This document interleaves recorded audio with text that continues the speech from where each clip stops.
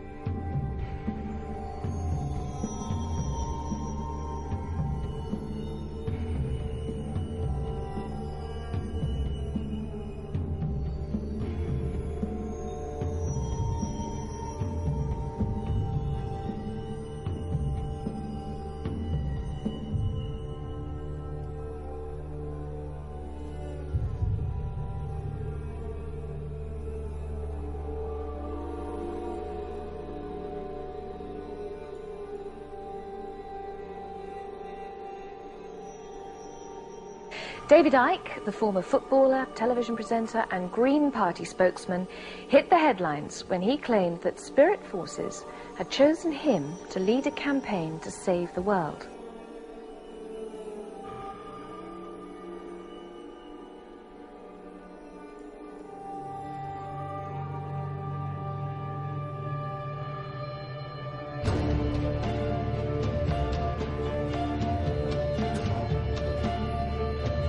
What I want to ask you is if you could clarify this for us. Are you saying that you are the second coming? Let me explain this. I'm not saying I'm the second coming of Christ, of Jesus, because Jesus was a separate entity.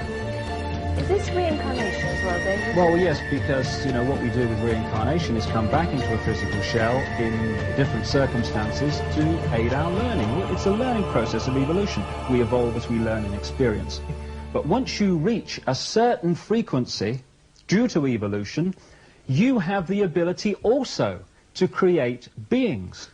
And it's this process of creating beings, the Godhead creating beings, those beings then evolving to the point where they can, creating more, them going up, and so on.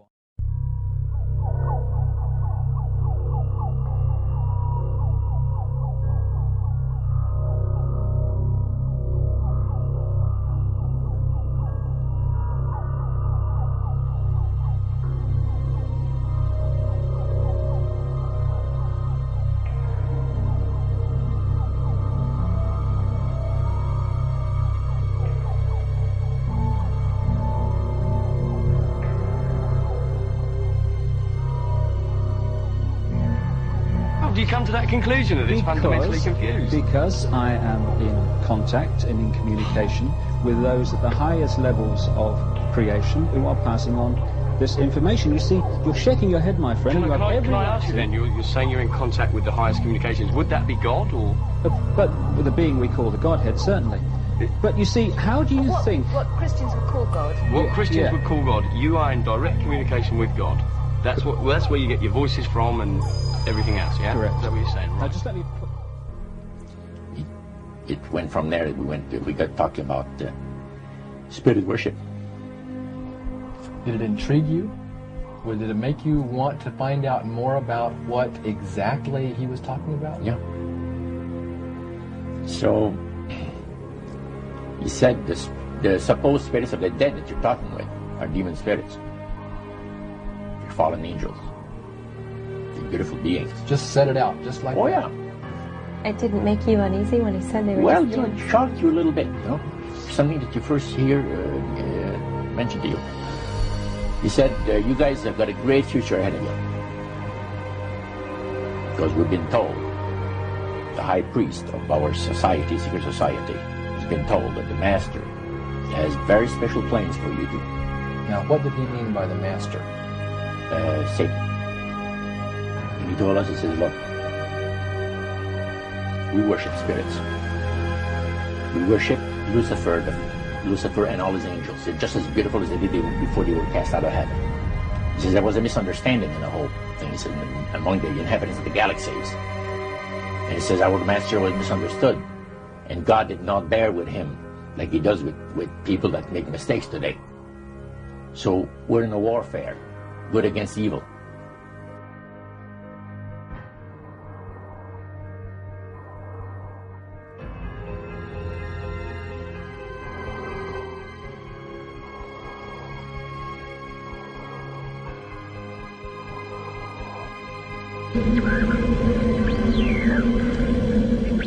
You're listening to The Hour of the Time. I'm your host, William Cooper. Tonight, ladies and gentlemen, we begin the origin, the history, the dogma, and the identity of the ancient mystery religions which are now known as the mystery schools. The Order of the Quest, Freemasonry, the ancient Order of the Rose and Cross, the Knights Templar, the Sovereign and Military Order of the Knights of Malta, the Order of St. John of Jerusalem, the Priory de Sion, the Thule Society, or sometimes known as the Thule Society, the Order, the Skull and Bones, the Russell Trust, the Jason Society, the Scroll and Key, the Illuminati, and I could go on and on and on and on. But the most important thing to realize is that they all have been collectively known throughout the ages as the mystery schools, the Illuminati, which literally means illumined ones. They are all one and the same, as you will come to know. And you will understand perfectly how they've been able to infiltrate all of our society. And their first object of worship was the sun. The second object of worship was the moon. And everywhere you see the mystery schools or the mystery religion, you will see the symbols of the sun and the moon, also known as Osiris and Isis. For in the religion of the mystery schools, they believed that man was held prisoner in the Garden of Eden by an unjust and vindictive God. And that man was not told by this unjust and vindictive God that he could have the same powers. And man was set free from the bonds of ignorance by Lucifer.